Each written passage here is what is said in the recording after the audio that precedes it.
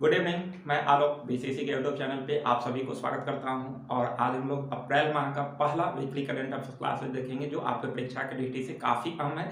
तो आप सभी देखें और प्लीज़ अगर नए हैं तो सब्सक्राइब करें और शेयर करते रहें। और इसी के साथ अगर पीछे के वीडियो नहीं देखे हैं तो उसे अवश्य देखें। अगर आप पीछे के भी वीडियो देखते रहते हैं, रिवाइज करते रहते हैं तो आपके तैयारी में और काफ़ी वृद्धि होगी और आप परीक्षा में अच्छा कर सकते हैं। इसलिए आप सभी देखें। आपको इस चैनल पे स्टैटिक जीके सीरीज हो या फिर जो है वो पीछे का जो भी वीकली करंट है वो या फिर डेली करंट अफेयर्स क्लासेज जो आप सभी देखें, समय दें, उससे आपका जो है वो काफ़ी तैयारी अच्छा होगा। इसलिए देखते रहें और शेयर करते रहें। और इसी के साथ आइए आज का यानी कि इस वीक का जो भी महत्वपूर्ण प्रश्न है उसको इस वीडियो के माध्यम से देखते हैं। तो आज भी हम लोग दिवस से ही शुरू करेंगे। तो दिवस 4-5 है उसको ध्यान में रखेंगे।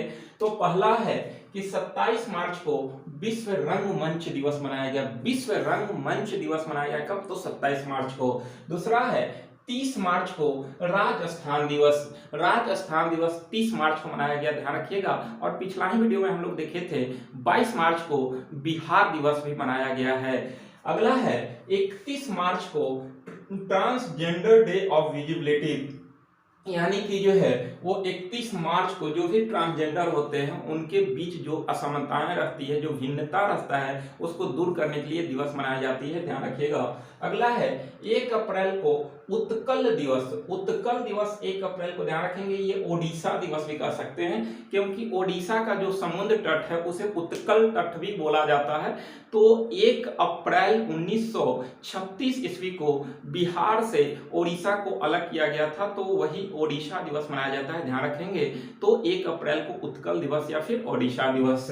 अगला है 2 अप्रैल को वर्ल्ड ऑटिज्म जागरूकता दिवस। वर्ल्ड ऑटिज्म जागरूकता दिवस, और इस पे ध्यान देंगे। इसका उद्देश्य क्या है कि ऑटिज्म से ग्रस्त बच्चों तथा बड़ों के जीवन में सुधार लाना, यानी कि जो भी बच्चे ऑटिज्म से ग्रस्त हैं उनको जो है वो जीवन में सुधार लाना इसका मुख्य उद्देश्य है। और नीला रंग ऑटिज्म का प्रतीक है। नीला रंग ऑटिज्म का प्रतीक है, ध्यान रखना है। और 2022 का थीम है समावेशी शिक्षा। समावेशी शिक्षा इस बार का इसका थीम है, तो आपको ध्यान रखना है। अगला है राष्ट्रीय डॉल्फिन दिवस मनाने की घोषणा किया गया है 5 अक्टूबर को। अभी हाल ही में जो है वो राष्ट्रीय डॉल्फिन दिवस मनाने की घोषणा किया गया कब? तो 5 अक्टूबर को। और अगर हम देखें तो ये डॉल्फिन रिजर्व जो है वो बिहार के पटना में स्थित है। अगला है नियुक्तियां से संबंधित इस वीक में जो भी प्रमुख नियुक्तियां हैं तो ध्यान रखेंगे। Gilbert Houngbo. Gilbert Houngbo ILO International Labour Organization के महानिर्देशक बने हैं, ध्यान रखेंगे।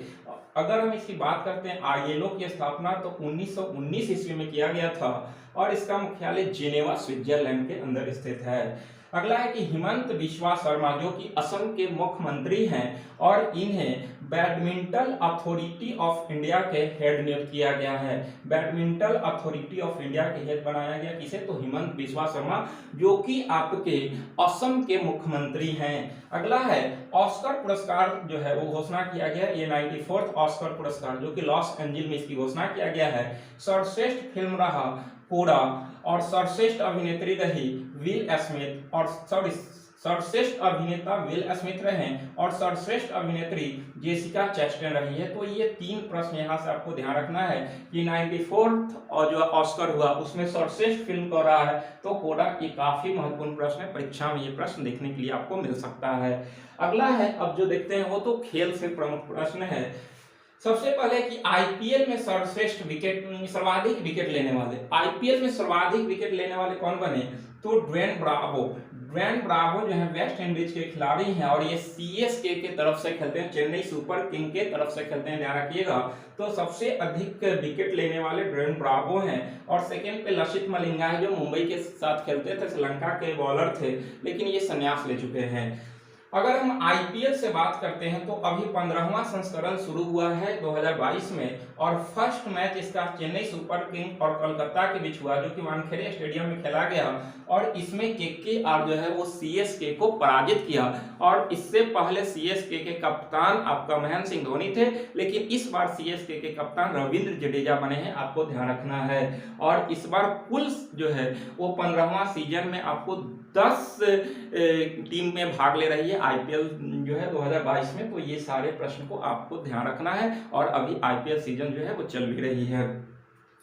अगला है कि स्विस ओपन बैडमिंटन चैंपियनशिप में जो है वो महिला में पीवी सिंधु विजेता रही है और पुरुष में जोनाथन इंडोनेशिया के खिलाड़ी हैं वो विजेता रहे। तो ध्यान रखेंगे स्विस ओपन बैडमिंटन चैंपियनशिप 2022 के विजेता महिला में पीवी सिंधु और पुरुष में जोनाथन। लेकिन पुरुष में प्रणय उप विजेता रहे हैं जो कि भारत के हैं, प्रणय उप विजेता रहे हैं जो भारत के हैं, ये ध्यान रखना है। तो ये पूछ सकता है, तो प्रणय उप विजेता रहे हैं। अगला है कि सैफ अंडर 18 महिला फुटबॉल चैंपियनशिप 2022 आयोजन हुआ इसका जमशेदपुर में झारखंड में। विजेता अपना भारत रहा और उप विजेता बांग्लादेश रहा है। अगला है कि BBC Indian sports women of the year, BBC Indian sports women of the year Mirabai Chanu बनी है, ध्यान रखिएगा, जो कि ओलंपिक में भी आपको पदक जीतकर आई थी, तो टोक्यो ओलंपिक 2020 से। अगला है Ubaidullah Khan heritage hockey cup, इसके विजेता रहा रेलवे और उप विजेता रहा आर्मी 11, विजेता रेलवे और उप विजेता आर्मी 11। कंबाला एक खेल है जो भैंसों का दौर होता है और इसका आयोजन कर्नाटक में किया गया, ध्यान रखेंगे। कंबाला ये आपका कर्नाटक के अंदर, जहाँ पे कीचड़ के अंदर भैंसों का दौर होता है और जो है इसमें जो है वो आपका फसल अच्छा होता है, इसी के लिए इसका आयोजन किया जाता है कर्नाटक के अंदर, तो ध्यान रखना है। अगला है कुछ अन्य महत्वपूर्ण प्रश्न, तो बिम्स्टेक शिखर सम्मेलन अभी संपन्न हुआ। ये 5वां बिम्स्टेक शिखर सम्मेलन था जिसकी अध्यक्षता श्रीलंका के द्वारा किया गया। इसकी स्थापना 1997 में हुई थी और इसका मुख्यालय बांग्लादेश के अंदर ढाका में स्थित है।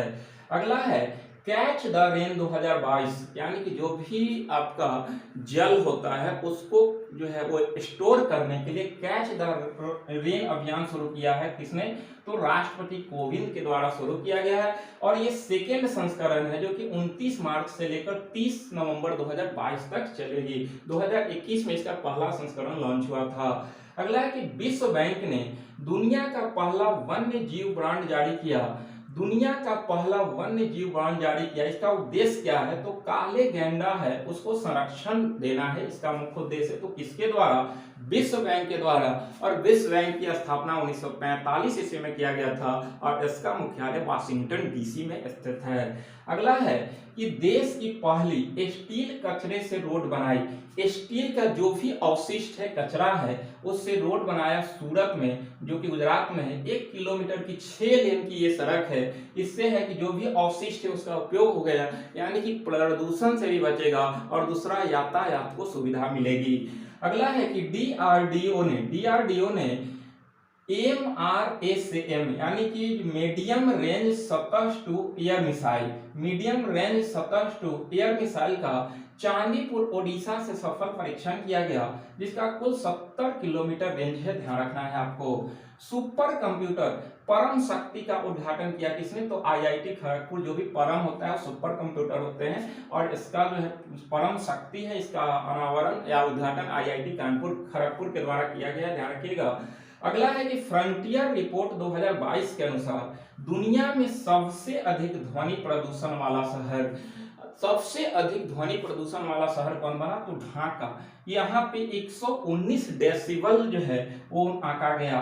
आपका डेसिबल ध्वनि की इकाई होती है जिसे मापा जाता है। और सेकेंड में अगर देखा जाए तो मुरादाबाद रहा, जो कि भारत में है, और यहाँ पर 114 डेसिबल है। जबकि सबसे कम इरबिड में रहा है, जो कि जॉर्डन की ये शहर है। तो इस तरह से सबसे अधिक ढाका और सबसे कम इरबिड जॉर्डन के अंदर है। आपका क्या? तो ध्वनि प्रदूषण। अगला है कि गृह मंत्री, अभी देश के गृह मंत्री अमित शाह हैं। अमित शाह ने integrated command and control centre का लोकार्पण किया। कहां पर? तो ये चंडीगढ़ में किया है, ध्यान रखना है। Integrated command and control centre, इसका उद्देश्य क्या है? तो यातायात, बिजली और पानी की समस्या से निपटना इसका मुख्य उद्देश्य, ध्यान रखना है। अगला है कि इंडिया टीबी रिपोर्ट 2022, देखने वाला टीबी नहीं, बीमारी टीबी, ध्यान रखना है।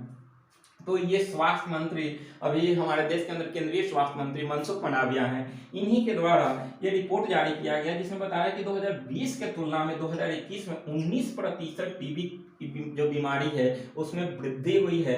तो ये एक चिंता की विषय अपने देश के लिए है। अगला है कि राष्ट्रीय सांस्कृतिक महोत्सव 2022। राष्ट्रीय सांस्कृतिक महोत्सव 2022 जो कि 12वां संस्करण है और ये राजमहेंद्रवरम आंध्र प्रदेश के अंदर किया गया है, ध्यान रखना है। संस्कृति महोत्सव अपने संस्कृति के बारे में लोगों को बताना इसका उद्देश्य होता है। हारसोंग 70 मानुसटर मिसाइल है। हारसोंग 70 ध्यान रखिएगा, अभी कुछ भी परीक्षा में दे तो सब लोग ज्यादातर रूस को ही जो है वो मारेंगे, लेकिन आपको बचना है। हारसोंग 70 ये आपका उत्तर कोरिया के द्वारा एक मिसाइल का परीक्षण किया गया है, तो ये ध्यान रखना है, रूस का नाम होकर उत्तर कोरिया का है। अगला है कि डिफेंस स्पेस कमांड एजेंसी की स्थापना। डिफेंस स्पेस कमांड एजेंसी की स्थापना ऑस्ट्रेलिया के द्वारा ये किया गया अपने सेना के स्पेस के लिए। अगला है सर्वश्रेष्ठ हवाई अड्डा 2022 में कौन रहा, तो कैंपेगोडा हवाई अड्डा है। कैंपेगोडा हवाई अड्डा जो कि बेंगलुरु के अंदर है। अभी जो है वो बेगमपेट हवाई अड्डा जो हैदराबाद है वहां पे आपका पूरा जो है वो ये चल रहा था हवाई अड्डा का, या फिर जो है वो जितने प्लेन थे उसका प्रदर्शन चल रहा था, तो इसी में के तहत जो है इसे आपका सर्वश्रेष्ठ हवाई अड्डा का जो है वो श्रेणी में रखा गया है, ध्यान रखना है। अगला है कि प्राचीन माता शारदा देवी। प्राचीन माता शारदा देवी ये मंदिर बन रहा है कहाँ पर, तो ये जम्मू कश्मीर में बन रहा है, जिसमें खासकर यहाँ पर जो है वो कश्मीरी पंडित जो हैं उनके बारे में बताया गया है, उनसे संबंधित जो है ये मंदिर है, तो इसे जम्मू कश्मीर के अंदर बनाया जा रहा है, ध्यान रखना है आपको। अभी जो है वो कश्मीर फाइल्स मूवी काफी चर्चा में है, तो इसी से संबंधित ये प्रश्न ध्यान रखेंगे कि प्राचीन माता शारदा देवी के मंदिर का जो है वो निर्माण भारत के किस राज्य या केंद्र शासित प्रदेश के अंदर किया जा रहा है, तो फिर जम्मू कश्मीर के अंदर किया जा रहा है। अगला है रैंप योजना जो है वो आपका एमएसएमई सेक्टर के द्वारा भारत में शुरू किया जाता है। रैंप जिससे जो है जो भी मध्यम या लघु उद्योग हैं उनको प्रोत्साहित किया जा सके, तो इसी के तहत जो है रैंप योजना भारत सरकार विश्व बैंक की सहायता से कर रही है, जिसमें टोटल 6000 करोड़ इन्वेस्टमेंट करेगी और इसमें 3750 करोड़ रुपया भारत विश्व बैंक से लेने जा रही है। तो ध्यान रखिएगा कि कौन सी योजना है, तो भारत सरकार 3750 करोड़ रुपया विश्व बैंक से सहायता ले रही है, तो रैंप योजना के तहत, जिसमें जो भी आपका मीडियम सेक्टर के उद्योग हैं उसके लिए ये ऐसा किया जा रहा है।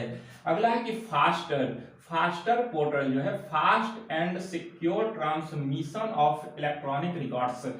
Fast and secure transmission of electric records, ये है आपका फास्टर पोर्टल का अनावरण एनवी रमना, जो कि अभी अपने देश के अंदर CGI chief justice of India, जो 25वें चीफ जस्टिस ऑफ इंडिया है एनवी रमना, इन्हीं के द्वारा फास्टर पोर्टल लॉन्च किया गया। इसका उद्देश्य है कि आपका कोई भी चीज जो है जेल के अंदर है या फिर बाहर है उसको टोटल जानकारी दी जा सकती है या फास्ट कार्रवाई किया जा सकता है इसके माध्यम से, इस पोर्टल के माध्यम से, ध्यान रखना है। अगला है कि तेलंगाना में सबसे अधिक ओडीएफ प्लस गांव, ध्यान रखना है, ओडीएफ प्लस गांव तेलंगाना में सबसे अधिक कितना, तो 5000 गांव। ओडीएफ का अर्थ होता है खुले में शौच से मुक्त, यानी कि खुले में शौच से मुक्त, और प्लस का अर्थ होता है वेस्ट मैनेजमेंट, यानी कि जो भी वेस्ट है उसका मैनेजमेंट किया जाता है। तो इस तरह से जो है ओडीएफ प्लस गांव सबसे अधिक अभी कहाँ, तो तेलंगाना के अंदर 5000 ऐसे गांव हैं। अगला है कि स्पोर्ट्स डिजिटल एक्सपीरियंस सेंटर।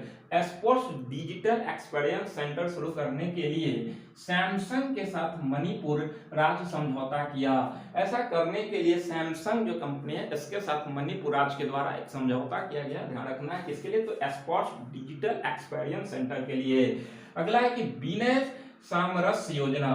विनय सामरस्य योजना कर्नाटक के द्वारा शुरू किया गया है, ये 14 अप्रैल 2022। अब 14 अप्रैल अगर है तो ध्यान रखेंगे कि 14 अप्रैल को बाबा साहब भीमराव अंबेडकर की जयंती होती है और उसी दिन विनय सामरस्य योजना कर्नाटक सरकार शुरू करने जा रही है। और इसका उद्देश्य है कि गांव में जो भी छुआछूत है उसको खत्म करने हेतु, यानी कि जो है वो जो जात या धर्म के आधार पर छुआछूत होता है इसको दूर करने के लिए विनय सामरस्य योजना कर्नाटक शुरू करने जा रही है। कब, तो 14 अप्रैल को, यानी कि बाबा साहब भीमराव अंबेडकर की जयंती के दिन। अगला है कि ईशान मंथन उत्सव।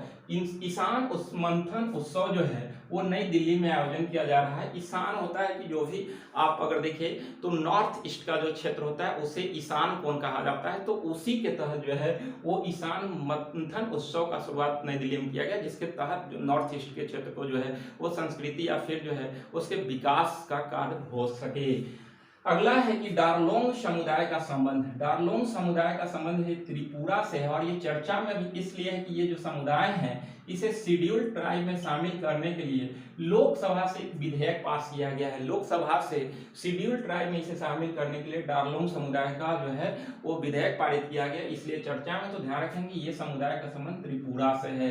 अगला है कि विकेंद्रीकृत अवशिष्ट प्रबंधन प्रौद्योगिकी पार्क। विकेंद्रीकृत अवशिष्ट प्रबंधन प्रौद्योगिकी पार्क, इसका उद्घाटन न्यू जाफराबाद में किया गया, जो कि नई दिल्ली के अंदर है।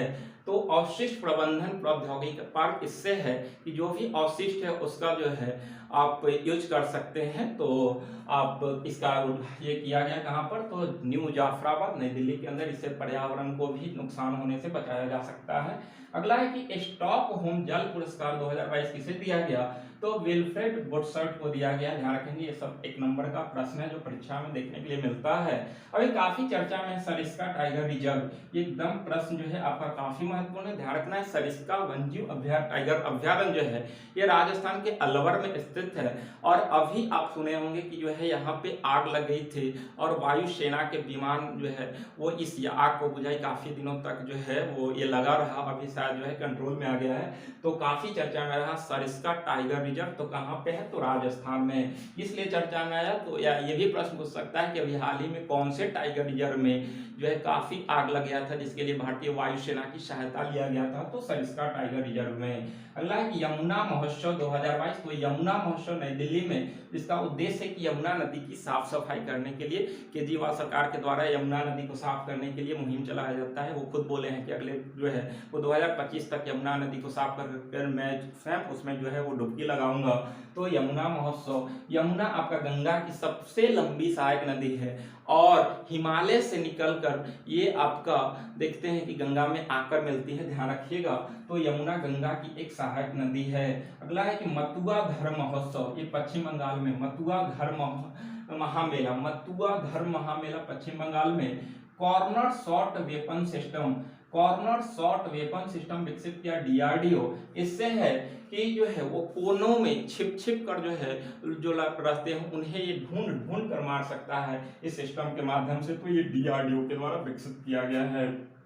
अगला है अंतरराष्ट्रीय परियोजना तेजस है, ध्यान रखिएगा अंतरराष्ट्रीय परियोजना तेजस है, इसका संबंध है रोजगार और कौशल से। ये अनुराग ठाकुर जो कि खेल मंत्री हैं इन्हीं के द्वारा शुरू किया गया है और इसका उद्देश्य है कि जो भी विदेश में लोग जॉब करते हैं उन भारतीयों को प्रशिक्षित करना, यानी कि स्किल डेवलप करना आपका तेजस का मुख्य उद्देश्य है। तो ध्यान रखना है अंतरराष्ट्रीय परियोजना तेजस का मुख्य उद्देश्य रोजगार और कौशल और खासकर विदेश में जो भारतीय वर्क कर रहे हैं उनके अंदर स्किल को डेवलप करने के लिए। अगला है कि आनंदी गोपाल जोशी, आनंदी गोपाल जोशी का संबंध भारत की फर्स्ट महिला डॉक्टर हैं। ये काफी जो है वो चर्चा में ये प्रश्न रखता है। आनंदी गोपाल जोशी ये भारत की फर्स्ट महिला डॉक्टर हैं और इनका जन्म दिवस मनाया गया 31 मार्च को, तो इसलिए चर्चा में है। और ये लगभग इनकी 14 साल की उम्र में शादी हुआ था और इनका जो फर्स्ट बच्चा हुआ था वो बीमारी की वजह से जो है वो डेथ कर गया था। तो इसके बाद वो ये जाकर विदेश में आपका जो है डॉक्टरी का जो है पढ़ाई की और उसके बाद भारत आई, लेकिन जो है कुछ ही समय बाद जो है इनका मृत्यु हो गया और ये कुछ जो है देश के लिए नहीं कर पाए। तो ध्यान रखिएगा भारत की फर्स्ट महिला डॉक्टर कौन है, तो आनंदी गोपाल जोशी। अगला है कि अर्थ पावर डे मनाया गया मार्च के अंतिम शनिवार को, मार्च के अंतिम शनिवार को आपको अर्थ पावर डे मनाया गया है। ध्यान रखना है इसमें क्या होता है कि आपको इस दिन रात के 8 से 9 पूरी जो है वो विश्व के अंदर आपका लाइट को ऑफ कर दिया जाता है ताकि ऊर्जा को बचाया जा सके और लोगों को ये मतलब कि बताया जा सके कि हमारे लिए ऊर्जा कितना महत्वपूर्ण है। तो इस तरह से अर्थ पावर डे हर वर्ष जो है वो मार्च के अंतिम शनिवार को। अगला है कि प्रस्थान अभ्यास, प्रस्थान अभ्यास पश्चिमी नौसेना कमान के द्वारा किया गया है प्रशिक्षण। अगला है कि यह अभ्यास है ध्यान रखिएगा पश्चिमी नौसेना कमान का वरुण 2022, तो वरुण भारत और फ्रांस के बीच होता है और इस बार ये 20वां संस्करण है और ये नौ सैनिक अभ्यास है। ध्यान रखना है हिंद महासागर और अरब सागर के अंदर इसका जो है वो अभ्यास होगा।